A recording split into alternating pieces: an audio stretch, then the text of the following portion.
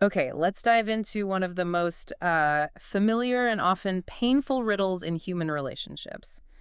The friend shift. It's a classic scenario. Absolutely. You know the setup. We're talking about two people, years of shared history, laughter, inside jokes, crisis support. They're in that same deep emotional space. And crucially, there's a boundary, a sort of psychological safety zone. Exactly. No tension, no flirtation, just this reliable, comfortable, safety. Which is really what defines a platonic relationship for most people. It's this lane of connection that's supposed to explicitly exclude desire. Right. But then the script just flips, and it can happen in a single moment. A look that lingers a little too long. A joke that lands with a charge it never had before. Or even just the silence between you that suddenly feels magnetic instead of comfortable. The whole dynamic just changes. And this moment, it forces us to ask the central and I think really divisive question for this deep dive.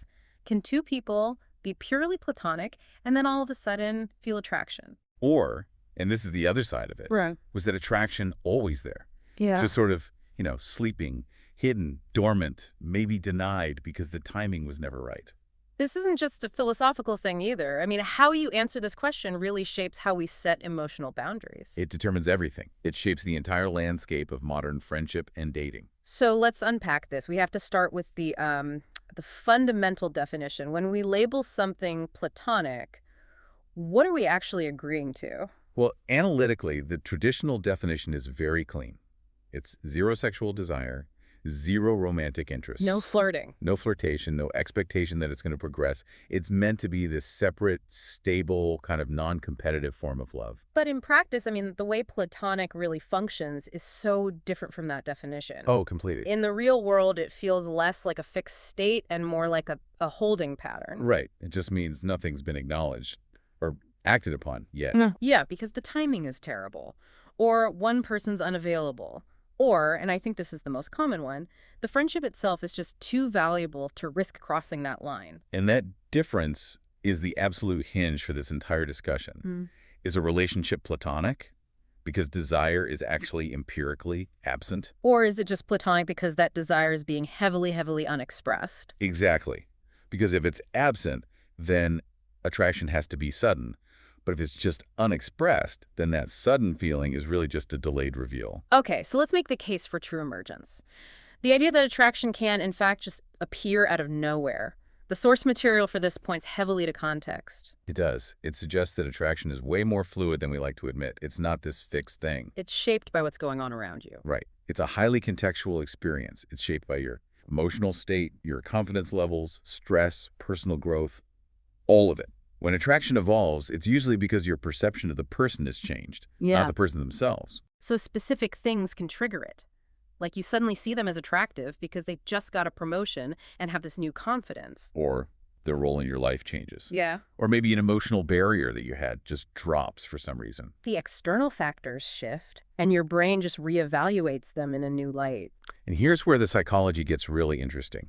There's this idea that familiarity actually increases affection. We tend to think of friendship as the opposite of attraction. But it's more accurately a potential foundation for it. Think about it.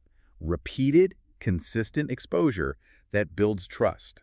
Trust allows for vulnerability. And vulnerability is the fast track to real intimacy. It is. So that deep, decade-long friendship, it wasn't a wall keeping attraction out. It was actually the construction site for it. Precisely. For a lot of people, especially people who really prioritize emotional safety, genuine attraction can only grow after that safety is completely established. Because they need to know it's safe to feel that way.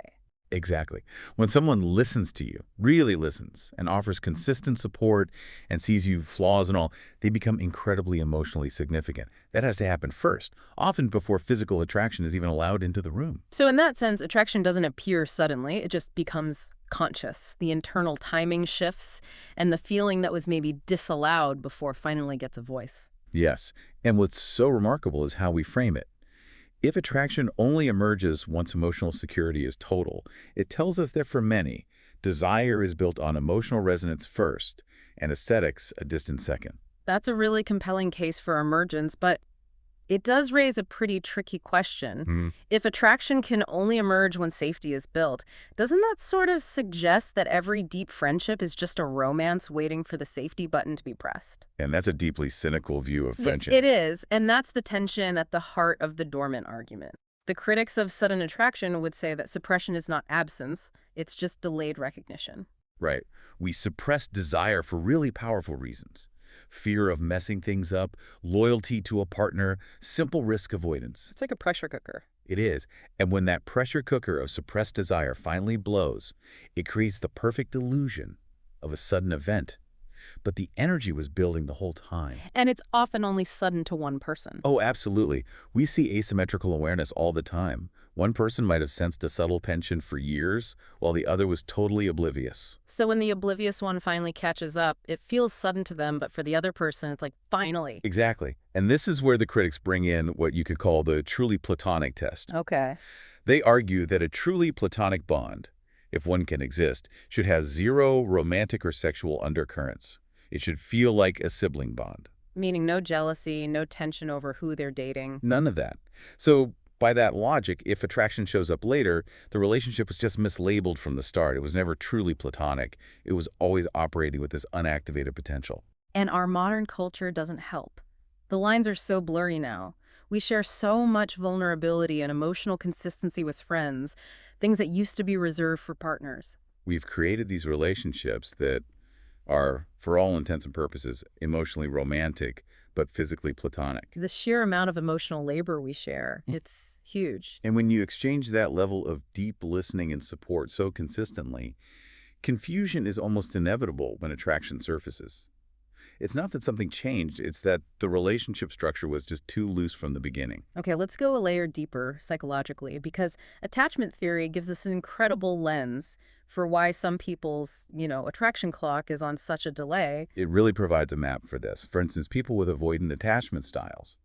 They often suppress any attraction until emotional closeness feels completely 100% safe. Which could take years. Years. It means the relationship has to prove itself to be non-demanding and stable over a long, long time.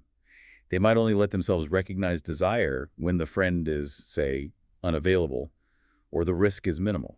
So the avoidant person is the one who only feels the spark the moment their friend starts dating someone else. Exactly. The relationship is finally safe, precisely because it's now off limits. Wow. What about anxious attachment? Well, anxious individuals might feel attraction early on, but they completely misinterpret its intensity. They either magnify it into this all-consuming need, or they dismiss it as just their own insecurity. So they can't separate desire from neediness. They struggle with that. Yeah. So what looks sudden to everyone else is really just the anxious person finally regulating that feeling enough to see it clearly for what it is. It just reframes the whole timeline. It's not about the other person changing. It's about your own internal wiring finally letting the signal through. And we also see attraction pop up after major shifts in power and presence. Attraction responds to energy, not just history. What do you mean by that? When a friend's confidence suddenly skyrockets, or they become really successful, and this is counterintuitive, they suddenly put up really firm boundaries with you, that shift in their energy changes how they're perceived. And attraction follows that new energy. It often does. And then you have the really complex situation, attraction that emerges during a crisis. Yeah. A loss, a divorce, an illness. The trusted friend becomes the rock. They become the pillar. And this is one of the thorniest areas, because when a friend becomes this indispensable source of emotional relief, attraction often surfaces right as the emotional defenses drop. So is it real? That's the debate. Is this genuine romantic attraction, or is the friend simply becoming emotionally imprinted as a source of safety? The crisis removed the defenses, allowing either true desire or an intense temporary dependency to rush in. You often can't tell the difference until the crisis passes. Right. And, regardless of whether it was dormant or sudden, we can't ignore the biology here. This isn't just about feelings, it's neurochemistry. It is. Attraction involves hormones. Dopamine for reward, oxytocin for bonding. Yeah. These systems operate below conscious choice, which really challenges the idea that your platonic intention is enough to control desire. So how does that link back to the sudden feeling? It's not like the hormones just appear out of nowhere, right? Exactly. Oxytocin, that's the bonding hormone, it accumulates slowly through years of consistent non-sexual shared vulnerability.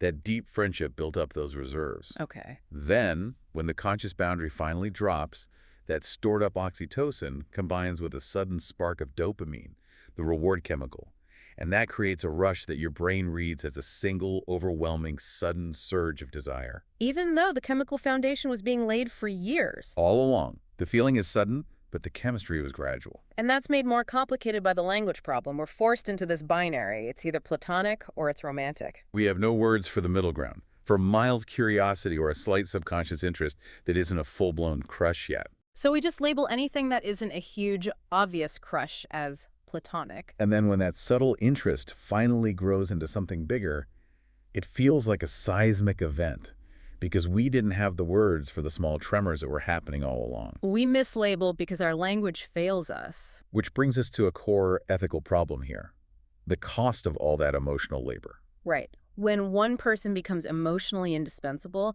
they provide all the consistency, the deep listening, the vulnerability that a partner normally would. Do romantic conditions just emerge, even if there was no intent?